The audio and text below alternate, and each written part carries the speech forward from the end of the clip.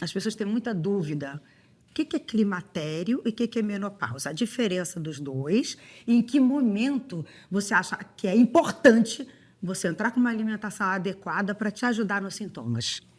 Bom, primeiro, respondendo qual a diferença, né, entre o climatério e a menopausa, o climatério é uma fase que envolve anos da nossa vida. Começa aos 40, termina aos 65, mais ou menos.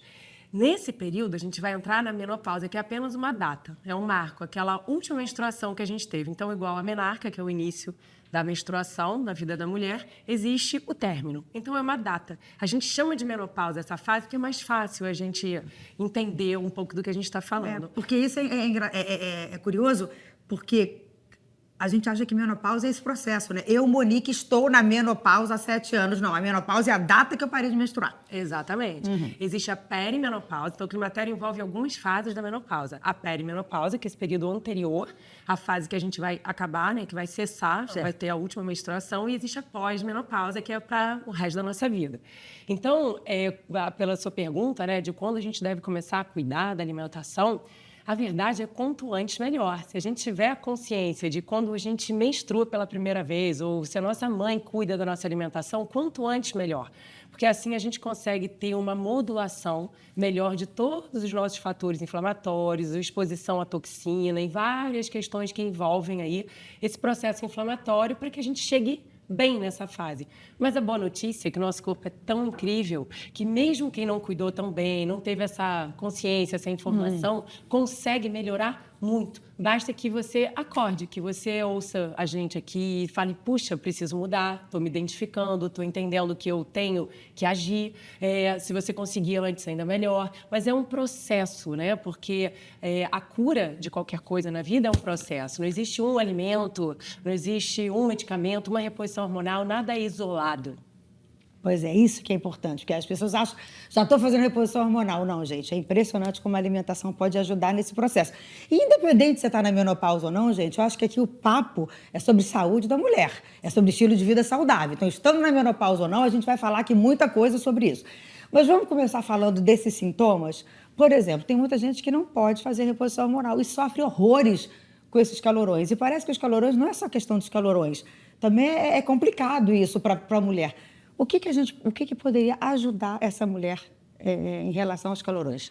Na nutrição, a gente tem muitas estratégias, mas até para a gente começar a falar uma coisa que eu acho que é bem importante, que vai englobar e dar uma visão mais geral até desse assunto, que é muito vasto e a gente tem que falar mesmo, que a mulher está envelhecendo e a gente vai durar mais, né? Então, é importantíssimo que a gente tenha saúde e longevidade com vitalidade. Quando a gente pensa no calorão, com outros sintomas que a gente vai falar aqui, a gente está falando, por exemplo, de trocar um pneu do carro para um carro que teve o motor pifado. Então, eu vou trocar o pneu do carro, eu não vou resolver o motor, né? Eu posso até dar condições do carro, quando tiver motor melhor, funcionar melhor. Então, para todos os sintomas que a gente vai sim falar, porque a gente tem estratégias nutricionais que aliviam sintomas isoladamente, o grande motor de toda essa engrenagem aqui que a gente está falando é o estilo de vida. Então, a gente vai falar muito de nutrição, afinal de contas, eu sou nutricionista, mas é preciso comentar da importância dos pilares de saúde, do exercício, do manejo do estresse, da qualidade do sono, da ingestão de água e da alimentação. Tá? Então, isto posto, com relação ao calorão, o nosso cérebro, principalmente o hipotálamo, ele é responsável por regular essa nossa temperatura corporal, que é estável. Então, qualquer temperatura, para mais ou para menos que a gente sofra do ambiente, a gente tende a perder calor para que a gente ajuste essa temperatura à nossa normalidade.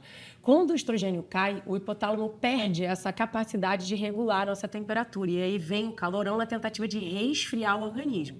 Então, na nutrição, uma das estratégias que a gente tem de melhorar o calorão é trabalhar com alimentos que sejam fitoestrógenos, ou seja, alimentos que têm substâncias que são muito semelhantes ao nosso estrogênio e que se ligam de uma maneira ali muito parecida, como uma chave que entra com um pouquinho de dificuldade, mas entra. Você fala muito disso, então fitoestrógenos é isso, é semelhante estradiol, estrogênio que a gente perde na menopausa. Exatamente. A gente chama de estrogênio da planta, mas, na verdade, essa estrutura que a planta apresenta, ela não tem essa função na planta de ser um estrogênio da planta. Ela, na verdade, é uma estrutura presente, uma substância presente na planta que, quando a gente ingere, tem uma ação semelhante ao nosso hormônio. Tá. E aí, como ela se liga em receptores de estrogênio no nosso organismo, alivia vários dos sintomas que a gente tem, que são mais de 150 sintomas que a gente tem pela queda do estrogênio.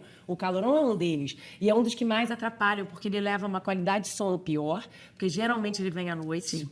Pode vir de dia, mas ele atrapalha muito o sono da mulher e aí aumenta a irritabilidade, o cansaço, coisas que já vão acontecer. Não, e é muito curioso, né? Quem está na menopausa sabe disso.